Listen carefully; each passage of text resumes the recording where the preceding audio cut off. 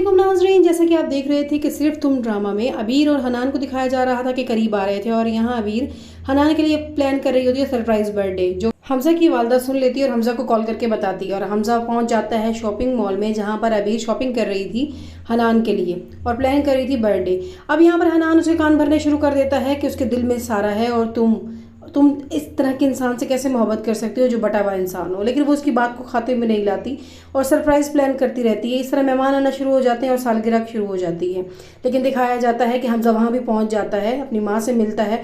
तब अबीर उसे देखकर परेशान हो जाती है कि इसे यहाँ किसने बुलाया, और नानो कहती है कि मैंने इसे यहाँ नहीं बुलाया।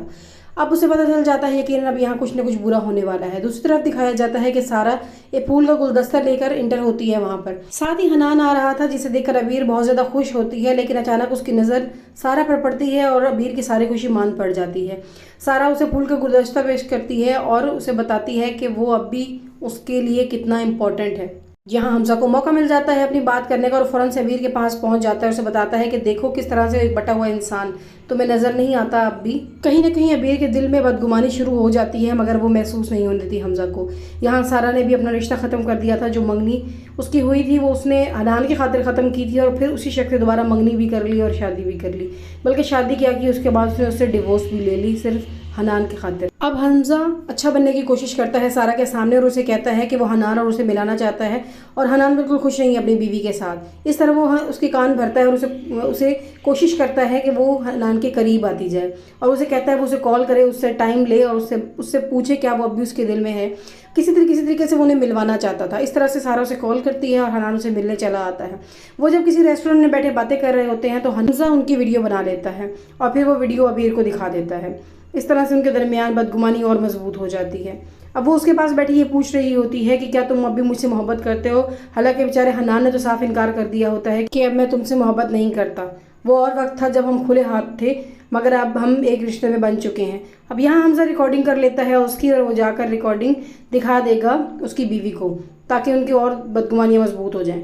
यहाँ उसकी बीवी उसे मिलती है हमजा की अपनी। कहते हैं ना, जब कोई किसी के साथ बुरा करता है तो पहला उसके अपने साथ हो जाता है। इतनी लड़ाई होती है कि वो उसे इतना उकसाती है कि हमजा हाथ उठा देता है और उसे थप्पड़ मारता है, जिस पर उसका बाप आ जाता है और उसे बहुत ज़्यादा धमकियाँ देता है और धक्के दे के घर से निकालने की कोशिश करता है। मगर फिर उसे ख्याल आता है मैं इसे पुलिस के हवाले कर देता हूँ। लेकिन जैसे ही इसे ख्याल आया था वैसे ही हमजा को ख्याल आता है और वो अपने घर भाग जाता है।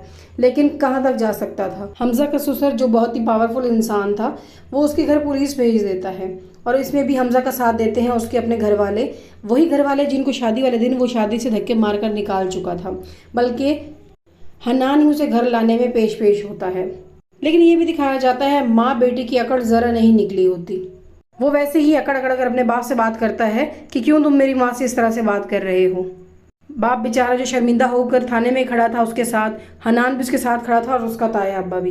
अब हमजा घर आकर सोचता है कि मेरा ऐसा कौन सा अफेयर चल रहा था जिसका मेरी बीवी को पता चला और हमारे दरमियान इतनी ज़्यादा लड़ाई शुरू हो गई। और फिर उसे ख्याल आता है कि हाँ, वो उसके बाप ने मुझे सारा के साथ देखा था और शायद वो ये समझ रहा था कि मेरा चक्कर चल रहा है सारा के साथ। अब बिगड़े बाप की औलाद फिर भी बाज नहीं आती। हालांकि इतना बड़ा हादसा हो जाता है उसके साथ, वो फिर भी क्लब जाती है, डांस करती है और इस चीज़ को एंजॉय करती है।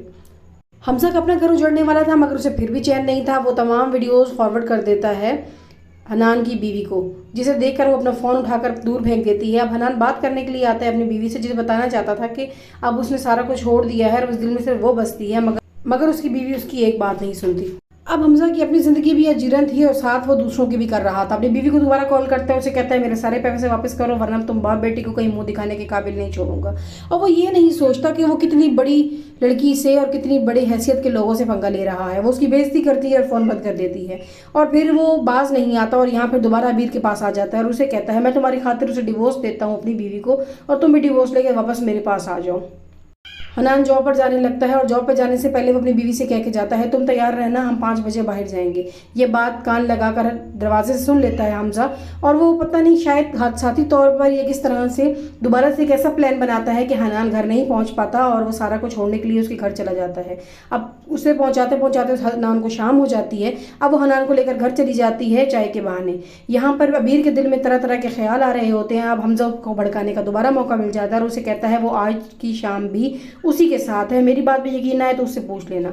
अब सारा की माँ उसे समझाती है कि वो गलत कर रही है। तब सारा कहती है कि मेरे साथ किसने कौन सा अच्छा किया था। हनान घर आकर अपनी बीवी को समझाने की बहुत कोशिश करता है, मगर हमजा का भड़काया हुआ इतना ज़्यादा असर हो चुका होता है कि उस पर कोई असर नहीं पड़ता।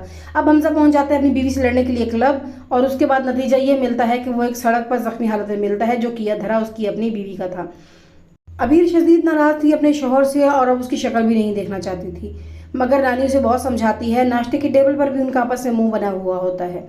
अब अबीर के कमरे में अचानक से हमजा दाखिल हो जाता है, जिसका उसे पता नहीं चलता। जब उसे पता चलता है उसे निकल जाने के लिए कहती है, मगर वो वहाँ से नहीं निकलता और उसे बार बार यही कहता है कि अब भी वक्त है, तुम मुझे अपना लो।